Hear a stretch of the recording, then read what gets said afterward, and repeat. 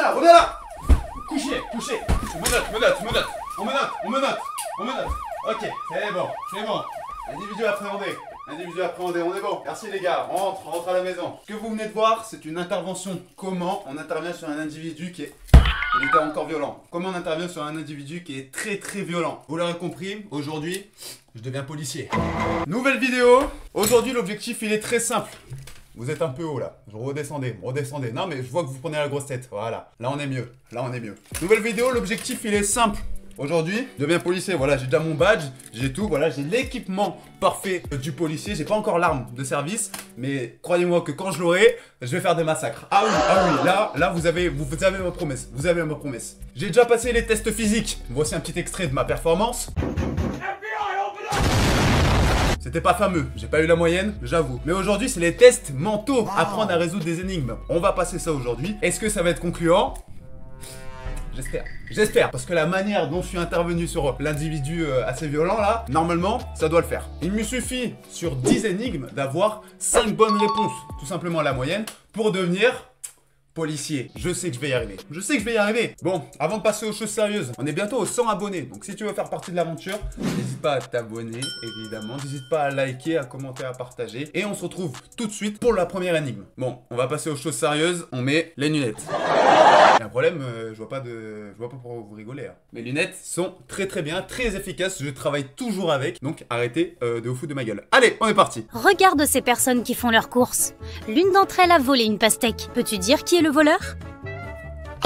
Alors, il y a un chronomètre, mais nous, tu vois, on n'est pas là pour résoudre des énigmes en 2-3 secondes. Nous, il nous faut du temps à la police. Il nous faut vraiment plusieurs jours, ou peut-être que je suis juste débile. Ça, c'est une autre question. Qui a volé la pastèque? Bon, déjà, on peut apercevoir qu'il y a une pastèque dans le caddie, mais bon, elle n'est pas forcément volée. Vu qu'elle est dans un caddie, ça veut dire que la personne va payer. Elle, on peut voir qu'elle a un look un peu gothique. Est-ce que ça a à voir avec l'enquête? Pas du tout. Elle a un gros ventre. Est-ce qu'elle est enceinte? Par contre, le frérot qui a un ballon de foot, et on peut voir, il transpire.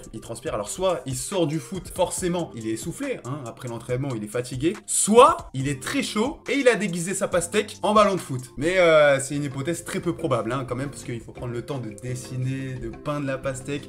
Après c'est pas forcément mangeable parce qu'il y aura de la peinture. Bref, c'est chiant. Soit c'est la meuf qui a mis la pastèque directement sous la veste, soit c'est le frérot qui a peint la pastèque en ballon de foot. On regarde la réponse. Ce doit être ce type à droite. Il tient un ballon de foot, mais on dirait qu'il est très lourd. Et comme les ballons de foot ne pèsent pas lourd, ce doit être une pastèque déguisée. Olé! Ça fait 1 sur 1, ça c'est grâce aux lunettes, je vais les garder. Tant que j'ai des bonnes réponses, je garde mes lunettes. Pour l'instant, on est en passe de devenir policier. Allez, on continue. Martin a participé à une expédition en Antarctique. Son patron lui a demandé d'envoyer des photos pour prouver qu'il y était vraiment. Martin a envoyé des photos tous les jours. Mais lorsqu'il revient de l'expédition, son patron le renvoie. Regarde de plus près les photos et essaie de comprendre ce qui n'a pas plu à son patron. Alors, qu'est-ce qui n'aurait pas plu à son patron? Martin, il est parti en vacances en Antarctique. On voit de la glace, on voit les pingouins, on voit les igloos, on voit qu'il y a un palmier.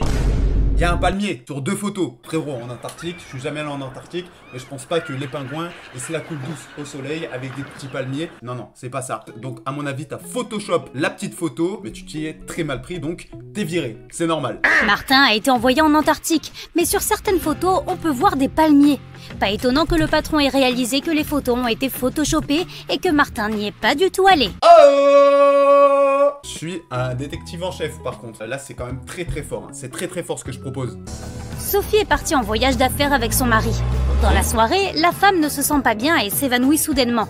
Lorsque Sophie revient à elle, quelques heures plus tard, elle ne se souvient de rien. Il y a 2 hommes en face d'elle et tous 2 prétendent être son mari. La femme n'arrive pas à se souvenir lequel d'entre eux est son véritable mari. Peux-tu l'aider à le découvrir? Bon, l'enquête elle est très facile, je vais pas vous mentir. Il y en a un des 2 déjà qui est en chien. Il cherche une femme, mais il en trouve pas. Voilà, ça fait 5-6 ans qu'il est célibataire. C'est un homme au foyer, il a 2-3 enfants, tu vois. Ça n'a rien à voir avec l'histoire. On voit que la femme, elle est partie en voyage d'affaires, ça veut dire qu'elle est très bien habillée. Qui des 2 est très bien habillé? Lequel des 2 ressemble à un clochard? Non mais voilà! Ça veut dire que son mari, c'est le mec de gauche qui est très bien habillé et l'autre c'est juste un chien galeux. Voilà, non mais faut le dire. Les époux étaient allés à une réunion d'affaires. C'est pourquoi ils sont tous 2 habillés en conséquence. Le type en sweat à capuche n'a pas l'air bien formel. Donc son mari doit être l'autre. Appelez-moi détective Brian. Voilà, j'ai pas mon badge pour rien, j'ai pas mon brassard pour rien. À un moment donné, il faut m'engager, il faut m'engager. Maintenant, cette autre femme, Suzanne, ne se souvient pas non plus de qui est son mari. Peux-tu l'aider? Ah, wow, j'ai pas de... Je regarde un peu, celui de gauche, il est roux, donc il est... Ça n'a rien à voir, ça n'a rien à voir. Qui pourrait être le mari? Le mari. Regardez, qui a une bague au doigt? Et on parle de mari et non pas juste de copain ou de mec comme ça. Donc forcément, c'est celui de droite. Voilà, pour des affaires conjugales, n'hésitez pas, appelez-moi, mon numéro s'affiche juste là. À un moment donné, vous pouvez me faire confiance, je vais résoudre vos problèmes. Pas avec ces lunettes, hein. Quand je mets les lunettes, c'est détective Brian. Voilà, quand je les enlève, on est sur policier Brian, c'est pas pareil. Logiquement, c'est le mec de droite, son mari. Logiquement. Ce doit être ce type. Il porte une alliance alors que l'autre n'a pas l'air d'être marié. On est quand même à 4 sur 4. Je dis ça, je dis rien. Les parents d'Eva, Jean et Catherine, sont venus chercher l'adolescente à l'hôpital. Peux-tu dire lequel de ces jeunes est leur enfant? Alors, là, ça se corse. Je pense en vrai, soit c'est la fille parce qu'elle est rousse et que les deux parents sont roux, soit c'est le mec du milieu parce qu'il sourit énormément à la vue des deux parents. Mais ça peut pas être le mec tout à droite parce qu'il est pas très... Tu vois, il s'en fout. On bat les couilles, frère. Donc, je pense que... c'est le mec du milieu. Les deux parents, ils ne regardent pas la fille. Ils regardent plus vers la droite. Donc je pense que c'est le mec du milieu. Est-ce que je vais avoir un 5 sur 5? Ce serait magnifique. Hein. Ce serait fou ce qui se passerait. C'est cette fille. Jean et Catherine sont les parents d'Eva. Or, Eva est un nom de fille. Et c'est la seule fille de la pièce. C'est des petites erreurs, ça arrive. Par contre, je vous l'ai dit, j'ai perdu. Donc j'enlève les lunettes. Maintenant, on reste focus. Axel court tous les jours au stade pour s'entraîner pour un championnat d'athlétisme. Aujourd'hui, c'est le premier jour. Axel s'échauffe et remarque un garçon tout maigrichon parmi les coureurs. Ses jambes sont fines et ont l'air faibles. Est-ce qu'il court, lui? Se demande Axel. Tous les participants se placent sur les starting blocks. 3, 2, 1, c'est parti! Axel court le plus vite possible. Elle est en tête. Et ce gars court beaucoup plus vite et il n'a pas l'air fatigué. Il gagne. Mais comment c'est possible? Axel s'aperçoit que ce n'est pas un vrai athlète. Il n'est même pas un vrai humain. Comment l'a-t-elle démasqué? Quoi? Alors, attendez.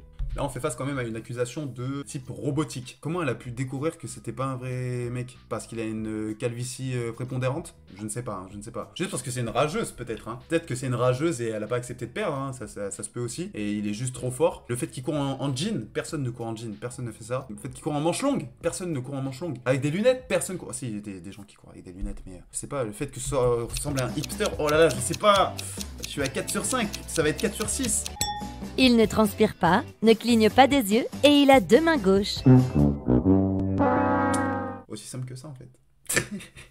C'est nul! Oh c'est nul! Je suis à 4 sur 6, hein. Il me reste que 4 énigmes pour avoir la moyenne, ça va être très compliqué. Il y a une maison en plein milieu du désert. Il n'y a pas d'eau, pas d'arbres et aucun village dans les alentours. On est au Soudan, hein, clairement. Je te demande pardon? Très raciste. 4 personnes habitent dans cette maison. Le propriétaire et ses amis. On n'est pas au Soudan, il est blanc, ok. Un archéologue, un technicien pétrolier et un géomètre. Le propriétaire se rend dans le jardin et remarque une carafe vide. Qui a bu toute l'eau? Nous n'en avons plus en réserve. Ouais. Tous ses amis sont eux aussi sous le choc. Le propriétaire ajoute: les coupables devront aller dans le désert chercher de l'eau. L'archéologue répond: j'étais en train de faire des fouilles devant la maison, je n'ai pas touché à la carafe. Le technicien pétrolier dit: j'étais en train d'extraire le pétrole sous la maison, je n'ai pas touché à l'eau. Je suis partie à la recherche d'un lac ou d'une rivière souterraine dans le désert, mais je n'ai rien trouvé. Ça ne sert à rien de nous y envoyer. Tu sais quoi? Je crois que c'est toi le coupable, ajoute le géomètre. Qu'en penses-tu? Qui est le coupable? J'ai pas la réponse. Pas la réponse, je vais pas vous mentir. Je n'ai rien retenu de tout ce qu'ils ont dit. Je vais le faire au physique, je suis désolé, mais le mec qui a le calvas au milieu, tout à l'heure, c'était un robot, tout à l'heure. Je vote pour lui. Je suis désolé, mais tu ne peux pas extraire de pétrole dans le désert. Si, tu peux. Mais en fait, vu qu'elle a dit qu'elle avait strictement rien ici, ça me paraît étrange. Mais l'autre qui va chercher de l'eau, ça me paraît étrange aussi. Comme s'il se dédouanait de pas vouloir y aller, en fait. Il se dit non, c'est bon, il y a rien, du coup, ça sert à rien d'y aller. J'ai pas donné d'avis, du coup. Mais je reste sur le mec du milieu. Parce que tout à l'heure, c'était un robot. Et à tout moment, c'est toujours le même mec. Donc, mais il peut pas boire d'eau, du coup. Je pars sur le mec qui s'est habillé en mignon à droite. Personne. La carafe était à l'extérieur et l'eau s'est évaporée à cause de la chaleur. Je ne deviendrai jamais policier. C'est le soleil. C'est le soleil, le coupable. C'est pas possible. C'est pas possible. Faut arrêter de se foutre de ma gueule à un moment donné. Le docteur Phil travaille dans un laboratoire de recherche sur les micro-organismes. Ok. Il est dans son bureau en train de lire un article scientifique quand quelqu'un toque à sa porte. C'est un jeune assistant de laboratoire. Il a l'air paniqué. Il dit avoir vu un vrai monstre. Il avait plusieurs bouches, de longues tentacules et une pince. Il a réussi à l'enfermer dans le laboratoire. Le docteur veut voir de ses propres yeux. Il tourne la clé dans le verrou. La porte s'ouvre doucement en grinçant. Le docteur passe la porte et rien du tout. Silence complet. Et pas de monstre dans les parages, on dirait. Ou pas? Où se cache le monstre? Quoi? Non mais attends. Quoi il parle? Mais il est fou. Non, l'autre, il a fumé quelque chose. C'est pas possible. Mais il faut absolument que je trouve parce que je suis à 4 sur 7 là. Qu'est-ce que ça peut être comme monstre? Non, mais le frérot, il a pété un câble celui d'avant. C'est pas possible. Je ne vois pas. Je ne vois absolument pas. Non, mais d'habitude, moi, je suis sur des affaires conjugales, de mari, de femme, etc. Là, tu me parles de monstre. À un moment, faut appeler SOS fantôme. Je sais pas. Le monstre est minuscule. Il est dans un tube à essai. C'est un laboratoire de recherche sur les micro-organismes. Tu avais oublié? Possible! Non mais mec. Bon après c'était dans l'énoncé. Mais moi je m'attendais à un vrai truc, à un monstre de fou malade. Tu me parles d'un microbe là. Comme tous les matins, Daphné se rend dans son café préféré pour prendre son petit déjeuner. Elle quitte le café après avoir payé. Quelques minutes plus tard, elle y revient, l'air anxieux, car elle a oublié son portefeuille. Étrangement, il est introuvable. Elle appelle la police pour signaler l'incident. Personne n'a quitté l'endroit. Donc, le voleur est toujours là. L'officier commence à interroger tout le monde. Jenny, la caissière, explique que Daphné est une cliente régulière et qu'elle la connaît depuis longtemps. Elle n'aurait donc jamais volé son portefeuille. Et elle ne l'a pas vu après que Daphné ait payé. André est un touriste qui visite la ville pour la première fois. Il dit qu'il est venu dans ce café parce qu'il voulait goûter leur célèbre muffin. Il affirme qu'il n'a pas vu le portefeuille. Il était occupé à essayer de choisir le muffin qu'il devait prendre à ce moment-là. Quant à Harry, il travaille comme vendeur dans un magasin. Il dit qu'il est venu là pour prendre un café et il n'a pas vu le portefeuille parce qu'il était occupé à verser du lait dans son café. À ton avis, qui a volé le portefeuille? Je vais pas vous mentir que là j'ai la réponse. Je remets mes lunettes. Harry. On va pas passer par 4 chemins, Harry. Pourquoi sur ta tasse c'est marqué Harry, mais sur ton badge c'est marqué Harold? Sale b****. Pourquoi tu mens? Pas compliqué, hein? Là, je reviens à 5 sur 8. Wow. Tout simplement, j'ai 5 bonnes réponses sur 8 questions. Vous êtes prêts? J'espère que vous êtes prêts. Hein. Si j'ai bon là, j'ai la moyenne, je deviens policier, hein, je vous le dis. Hein. C'est Harry, le vendeur du magasin. Ou plutôt, Harold. Tu vois son badge? Il a menti sur son nom quand il a commandé sa boisson. À un moment donné, je vous le dis, je suis trop fort en fait, je suis trop fort. Voilà, c'est Harry, Harold. Bon, là c'était un peu évident, j'avoue. Même un CM2 il aurait pu la faire. C'est quand même ça de prix, je m'en fous. Voilà, j'ai la moyenne. Et voilà, de toute façon, on va continuer, il m'en reste encore 2. Donc, on va voir ce que ça donne. Est-ce que je peux aller taper le 7 sur 10? Ce serait magnifique. Jessica est une actrice en herbe. Et aujourd'hui, elle a une grande audition pour une comédie musicale. Elle quitte sa maison tôt le matin pour arriver à l'heure. Mais elle a oublié de prendre ses partitions avec elle, si bien qu'elle doit retourner chez elle. Mais quand elle rentre, elle voit sa colocataire allongée sur le sol, inconsciente.